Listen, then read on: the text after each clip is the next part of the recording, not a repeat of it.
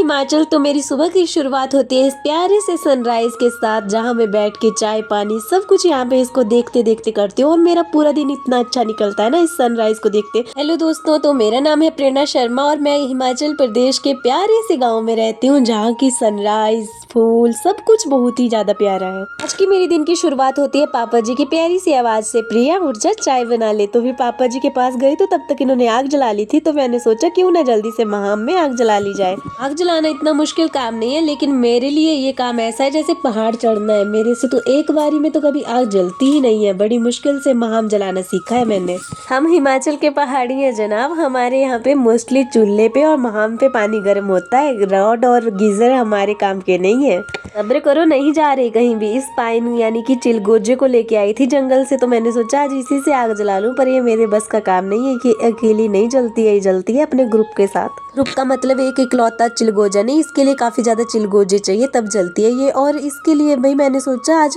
इससे गिरी निकाल लेती हूँ, पर ये काफी ज्यादा मुश्किल था, तो मैंने सोचा अपने पहले ही मकसद पे चली जाती हूँ, आग जला लेती हूँ पहले महाम में। आजकल का मौसम ऐसा हो गया है कि जब सनराइज होगा तो गर्मी हो जाएगी और जब सनसेट होता है उसके बाद ठंड हो जाती है। खैर हमारा महाम जल के हो चुका है गर्म। अब चली जाती हूँ मैं पशुओं के पास, जहाँ पे मैं हटा लेती हूँ पहले गोबर, फिर निकालना है गाय का दूध। गाय का दूध निकालने से पहले जरूरी होता है इनके नीचे साफ सफाई कर लेते हैं, जो पूरा गोबर होता है उसको इकट्ठा कर लेते हैं, फिर बनाएंगे इसके उपले या फिर इसको फेंक देंगे खेत में। हमारे लिए ना गाय का गोबर बहुत ज्यादा जरूरी है ये, क्योंकि हमारे खेतों में भी खाद का काम करते हैं और चूल्हे में हम इन गोश्तों को जलाते हैं जो इस गोबर से बनते हैं। तो अभी हम निकाल लेते हैं गाय का दूध, क्योंकि ना आजकल मेरी बारी लगी हुई है गाय का दूध निकालने को, क्योंकि ये कम दूध देती है। आजकल जब ज्यादा दूध देती है तो मम्मी जी खुद निकालते हैं, वरना मेरे से निकाला ही नहीं जाता। और ये इतना ज्यादा मुश्किल काम लगता है, हाथों में दर्द हो जाती है दूध निकालते निकालते। 1 लीटर से कम दूध निकालने में ही मेरे को इतना मुश्किल हो जाता है, तो मम्मी जी वगैरह 5-6 लीटर दूध भाई कैसे निकालते हैं ये तो सोचना भी मुश्किल हो जाता है मेरे लिए। खैर हम गाय का दूध जल्दी से निकाल लेते हैं। ये तो आपको पता ही होगा कि गाय माता के अंदर 33 करोड़ देवी देवताओं का वास होता है, तो दूध निकालने के बाद हम करते हैं गाय माता के चरण स्पर्श। म्याऊ आगे दूध मांगने, चल आजा आजा।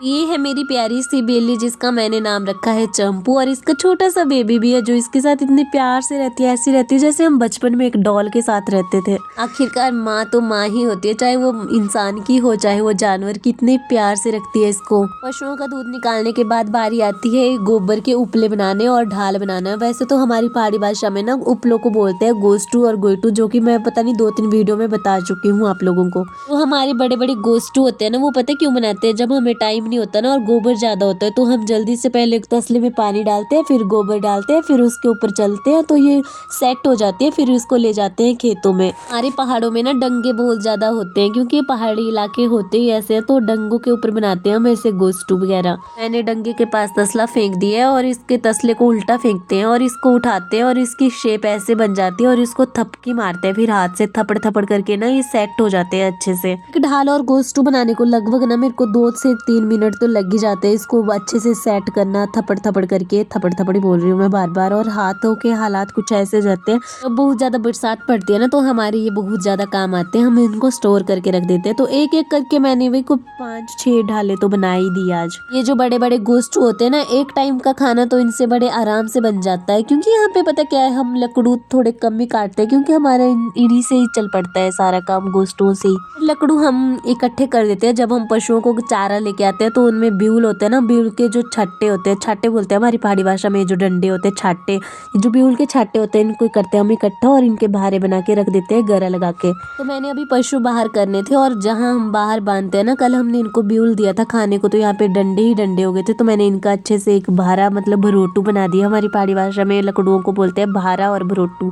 भले ही गाँव की जिंदगी शहरों से कहीं ज्यादा मुश्किल होती है, वो भी ऐसी मुश्किल नहीं होती भाई, जो आधुनिक चीजें है ना वही नहीं होती। बाकी यहाँ पे ना सुख इतना ज्यादा है, यहाँ की हवाएं, यहाँ का मौसम बहुत ही ज्यादा फ्रेंडली, मतलब ह्यूमन फ्रेंडली है। जैसा मौसम ह्यूमन को चाहिए बस वैसा ही मिल जाता है। यहाँ की ठंडी ठंडी हवा, गर्मियों में ठंडी हवा, और सर्दियों में इतनी यहाँ की धूप इतनी अच्छी होती है कि पूछो ही मत। अब मैं थक भी चुकी थी, थोड़ी देर के लिए बैठ गई और बिल्ली आ गई थी मेरे सामने। तो अभी बज रहे हैं सुबह के 7 और मैंने पशुओं को बाहर बांधने के लिए साफ तो कर दिया जगह। अब निकालती हूँ घास, जो कि हमने शाम को लाया था। ये जो सूखा घास है इसको मैं बाद में दूंगी, और जो हरा हरा घास है उसको दूंगी अभी, क्योंकि ना हरा घास है ये जो सिंगर और दागले बोलते हैं वो उसका घास है। हम गांव वाले हैं जनाब, हमें तो जिम जाने की कोई जरूरत ही नहीं होती भाई, बस पूरे घर के काम कर लो तो जिम की ट्रेनिंग तो तुम्हारी पूरी यहीं पे हो गई। ये जो काली गाय है ना, ये बहुत ज्यादा स्पीड में आती है, और ये जो लाल गाय है ना, इसको तो बस आराम आराम से आना होता है अपने खुंडे के पास तक। अभी मात्र सुबह के 7 बजे और धूप ऐसी लग रही है जैसे कि मानो 10 बज चुके, इतनी तेज धूप हो रही है इस टाइम। काम के साथ रेस्ट भी जरूरी है। जल्दी से किचन में जाके चाय पी ली, फिर से चले गई मैं खेतों में। मम्मी जी ने मंगवाई थी मेरे से लहसुन की पत्तियां और धनिए की पत्तियां, जो कि हमने खाने में डालनी थी। मैं जब भी नजदीक वाले खेत में जाती हूँ ना, तो ये चंपूरानी मेरे साथ साथ घूमती रहती है हर जगह। जब मैं लहसुन की पत्तियां लाने गई थी ना, तो मैंने रास्ते में देखा कि प्याज की जो क्यारी थी ना, उसमें खड़ बहुत ज्यादा हो चुकी थी। जो खरपतवार है उसको बोलते हैं हमारी पहाड़ी भाषा में खड़, और ये जो औजार है इसको बोलते हैं हमारी पहाड़ी भाषा में किलनी। तो मैंने एक काम किया, फिर चले गई पशुओं के पास पानी पिलाने, क्योंकि इनके पानी पीने का टाइम हो चुका था। खाना और पानी पीने के बाद बढ़िया रेस्ट कर लेते हैं ये। फिर मैं चली जाती हूँ महाम के पास, जहाँ पानी बहुत ज्यादा गर्म हो चुका था। इससे पानी निकालने के लिए हमें इसकी दूसरी पाइप में पानी डालना पड़ता है और दूसरी से निकल जाता है खुद। हाँ, में ना एक ही बारी में 3 से 4 लोगों का पानी आसानी से गर्म हो जाता है। फिर चली गई मैं किचन में, जहाँ मैंने देखा कि आग बुझ गई थी। सुबह भी जलाई थी लेकिन अभी बुझ गई, तो मैंने फिर से आग जलाई। मेरे साथ पता है क्या होता है, जब मैं अकेली होती हूँ तो आग आसानी से जल जाती है, और अगर मेरे साथ कोई या तो मम्मी जी हो या पापा जी, बस आग तो जलने का नाम ही नहीं लेती। मतलब मम्मी जी को ये लगता है कि मेरे को आग जलाना ही नहीं आती है। हम लोग जितने भी बड़े हो जाएं, लेकिन मम्मी पापा जी की नजर में हम बच्चे ही रहेंगे। तो मैंने अभी बनाई एलोवेरा की सब्जी, द्वारे भी बोलते हैं इसको हमारी पहाड़ी भाषा में, ग्वार पाठा भी बोलते हैं और ग्वार पाठा भी। एलोवेरा की सब्जी की रेसिपी मैंने शॉर्ट वीडियो में अपलोड कर दी है, जाके जरूर देखना। फिर मैं तैयार होने लग जाती हूँ इंस्टीट्यूट के लिए। तैयार होने के बाद मैं चली गई खाना खाने के लिए। मम्मी पापा जी के साथ मैंने खाना खाया। फिर मैं थोड़ी लेट हो रही थी, तो मैंने जल्दी से अपने जूते पहने। हमारा घर सड़क से थोड़ी सी दूर है, तो इसलिए हमें जल्दी से तैयार होना पड़ता है, और बस ना छूट जाए इसलिए जल्दी से 5 मिनट पहले ही निकल जाते हैं। ये है हमारे बाबा दूधाधारी जी का मंदिर, जहाँ हम जय करके निकल जाते हैं अपने इंस्टीट्यूट के लिए। सड़क के नजदीक घर होना अच्छी बात है, लेकिन दूर होना हमारे सौभाग्य की बात है भाई। हमारे पॉल्यूशन नहीं होता इतना ज्यादा, सड़क साइड बहुत ज्यादा पॉल्यूशन है आजकल। एक ही दुख की बात होती है, जब हमें बोझा उठा के लेके जाना होता है ना ऊपर, तब हमें दुख होता है कि यार सड़क से इतना ज्यादा दूर है हमारा घर। खैर, हम तब भी सौभाग्यशाली हैं कि हम हिमाचल प्रदेश के बच्चे हैं। छोटे छोटे रास्तों को पार करते हुए मैं पहुंच जाती हूँ सड़क के पास। अभी है थोड़ा सा जाने के लिए, तो आज पानी आया था तो थोड़ा हो गया यहाँ पे। वैसे तो हमारे यहाँ पे पानी बहुत कम आता है। जब भी मैं सड़क के पास जाती हूँ, बस यहाँ पे रुक जाती हूँ इन फूलों के लिए। मेरे को ना बहुत ज्यादा अट्रैक्ट करते हैं, बहुत ही ज्यादा सुंदर फूल है ये। तो मेरा मन ऐसा कर गया कि मैं इनको बालों में लगा लूँ। फूल का नाम मुझे अभी याद नहीं आ रहा है कि क्या नाम है, लेकिन ये है बहुत ज्यादा प्यारा फूल है। और ये हमारे हर रास्ते में ना ये इतने सारे अच्छे अच्छे लगे हुए हैं। हम पूजा के लिए भी इसको काफी ज्यादा यूज करते हैं। मैंने खुद को समझाया बहुत कि मत लगा, बट मैंने लगा दिया। फिर मैंने हटा दिया कि रहने दे, अभी बहुत ज्यादा प्यारा फूल है, रख दिया मैंने साइड को। और ये है हमारा व्यू सड़क साइड से। वही आप हिमाचल के किसी भी कोने में चले जाओ, अलग ही सुंदरता है अलग अलग जगह की। तो अभी मैं पहुंच चुकी हूँ सड़क के पास, और सड़क के पास पहुंचते पहुंचते ना प्यास भी लग जाती है रास्ते में। तो ये है हमारे गाँव का हैंडपंप। तो मैं अकेली थी, अकेले ही इसको पंप कर रही थी और पानी पिए जा रही थी। अभी पानी पी ही रही थी तो अचानक से हमारी बस पार वाले मोड़ पे आ गई। तो मैं भी जल्दी से आ गई यहाँ पे बस लेने के लिए। मतलब लोकेशन अलग है हमारी पानी की और बस पकड़ने की। वैसे तो हमारे गांव में काफी ज्यादा बसेस लग चुकी है, लेकिन ये वाली बस है, ये है हमारी लोकल बस है। मतलब ये हमारे गाँव से 3 से 4 बार आती है दिन में। अभी 12 बज रहे हैं, तो मैं 12 बजे इसमें जा रही हूँ और वापिस इसमें आऊंगी मैं 2:30 बजे। और ये है हमारी माता नैना देवी जी के मंदिर का मेन गेट। हमें घर से इंस्टीट्यूट तक जाने के लिए ज्यादा टाइम नहीं, बस 15 मिनट का सफर होता है हमारा, और हम पहुंच जाते हैं और जल्दी से अपने सारे काम कर लेते हैं। चलो, आज मैं वीडियो बना ही रही हूँ, तब मैं आज आपको बता दूं कि आज मैंने क्या सीखा। तो आज हमने बनाए इनविटेशन कार्ड बर्थडे के। तो अगर आपको भी इनविटेशन कार्ड बनवाने अपने बर्थडे पे, तो कमेंट बॉक्स में मुझे जरूर बताना, मैं खुद बना दूंगी आपके लिए भी। तो अभी हम चल पड़े हैं इंस्टीट्यूट से घर वापस। अभी बज रहे हैं 2:45। ये हमारी लोकल बस है और इसमें भीड़ बहुत ज्यादा हो जाती है और थक भी जाते हैं हम खड़े खड़े, क्योंकि कई बार ऐसा होता है कि सीट ही नहीं मिलती, क्योंकि ये लोकल इकलौती बस है। तो फिर मैं पहुंची वहाँ पे सड़क के पास, और फिर मैंने फिर से पिया पानी, क्योंकि अभी मेरे को चढ़ाई चढ़नी थी। इससे आते टाइम तो हम मात्र 2 या 3 मिनट में पहुंच जाते हैं नीचे सड़क के पास, लेकिन ऊपर जाने के लिए मुझे लगभग 7 या 8 मिनट तो लग ही जाते हैं। इतने आराम से चलती हूँ मैं। तो अभी मैं आ गई हूँ इंस्टीट्यूट से वापस। सामान भी मंगवाया था घर में, वो भी लेके आए।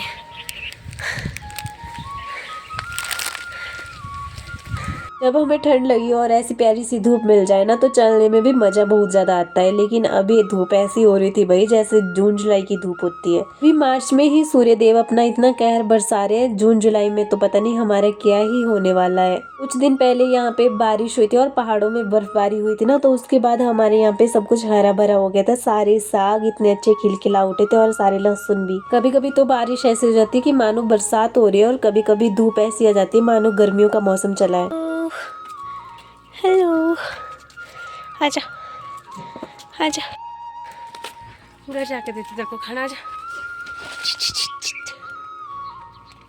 आजा आजा।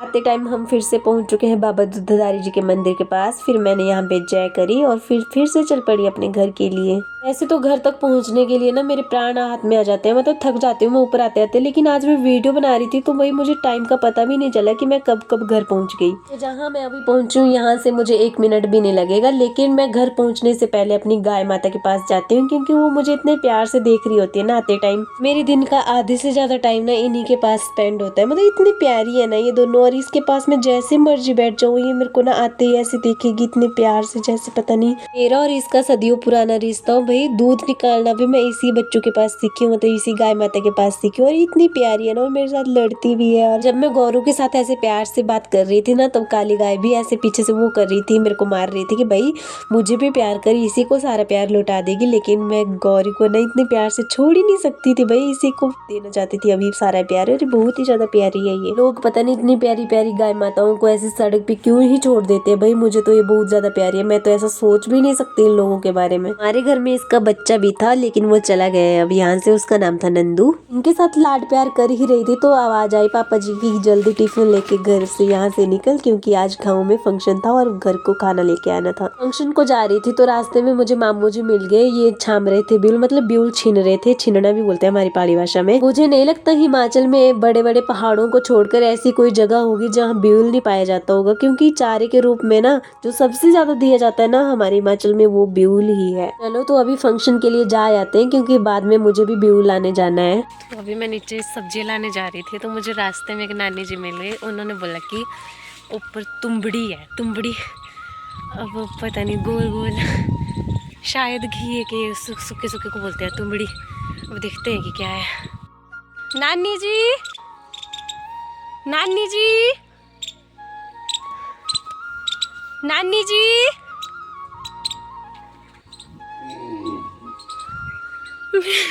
तुंबड़ी, अरे पता नहीं तुंबड़ी हो गया।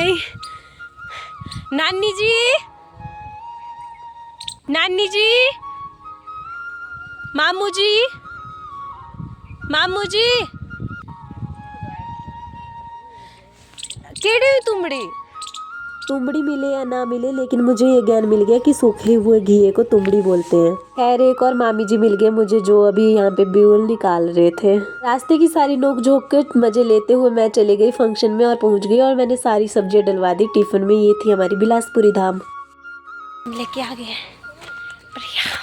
हमारे हिमाचल में ना फंक्शन से घर को खाना लेके जाते हैं तो उसको बोलते हैं प्रिया घर लेके जाओ, मतलब प्रिया बोलते हैं इस खाने को। तो अभी बज रहे हैं शाम के 5 और मम्मी जी निकाल रहे हैं ब्यूल, और ब्यूल को निकालने को बोलते हैं हमारी पहाड़ी भाषा में ब्यूल छीनना। जितना भी ब्यूल मम्मी जी निकाल रहे थे मैं उनको इकट्ठे करके उनके पुल्ले बना रही थी। हिमाचल में जब पशुओं के लिए डाली काटते हैं ना, कई बोलते हैं छामना, कई बोलते हैं छीनना, कई कुछ बोलते हैं, बहुत कुछ अलग अलग लैंग्वेज है। हिमाचल में एक लोकेशन है बागला, वहाँ पे बोलते हैं पाची, पाची को जाना, मतलब घास को बोलते हैं पाची। खैर हमारा ब्यूल हो चुका है काट के पूरा। अब हम जा रहे हैं घास लाने के लिए, तो मम्मी जी काटेंगे, मैं फटाफट पूले बांधूंगी। लोग सोच रहे होंगे कि मैं क्यों नहीं काट रही हूँ। भाई मम्मी जी की स्पीड ही इतनी है कि मैं एक पूला बांध के फ्री होती हूँ तब तक मम्मी जी का दूसरा पूला तैयार हो जाता है। तो हमने काट लिया है पूरा घास। ये काफी ज्यादा हल्का होता है, सूखा सूखा घास, और इसको बांधा है हमने पालड़ी में। और फिर चले गए हम ऊपर और जो फूल के पूले किए थे उनको किया इकट्ठा और उनकी गड्डी बनाई एक हमने। और फिर उसके बाद मैंने उठाया ब्यूल, मम्मी जी ने उठाया घास और हम चल पड़े घर को। जब भी हम 4 और 5 बजे के करीब ना घासनी में जाते हैं तो थोड़ा थोड़ा अंधेरा तो होने लग जाता है, मतलब 6 तो हमें बज ही जाते हैं। फिर घर आकर खाना बनाया। आज मम्मी जी ने बनाई पत्ता गोभी और मैंने बनाई चपाती। गाँव और पहाड़ों का ऐसा सुख होता है कि हमें सब्जी दुकान से बिल्कुल भी नहीं लानी पड़ती। ये जो पत्ता गोभी थी ना, ये भी ताई जी के खेत से लेके आए थे। तो अभी हम बहुत ज्यादा थक चुके थे, तो मम्मी जी ने बोला कि मैं जल्दी से गैस पे ही सब्जी बना देती हूँ। वैसे तो हमारी मोस्टली चूल्हे पे बनती है। तो मम्मी जी ने मुझे बोला कि जब तक मेरी सब्जी बन के तैयार हो जाएगी तो चपाती बना ले। तो फटाफट मैंने आग जलाई चूल्हे पे और बड़ा तवा रखा और जल्दी से सारे चपाती बना दिए एक एक करके। चूल्हे पे खाना बनाने से आसान होता है गैस पे खाना बनाना, लेकिन जो स्वाद चूल्हे पे खाना बनाने से आता है ना, वो स्वाद नहीं आता है ऐसे गैस पे बनाने से। तो हमारे चूल्हे पे बने हुए चपाती भी तैयार हो चुके हैं और आज के लिए बस इतना ही। अगर आपको लॉन्ग वीडियो अच्छी लगी हो तो मेरे चैनल को सब्सक्राइब करना। मैं फिर से ऐसी लॉन्ग वीडियो लाऊंगी। जय श्री राम।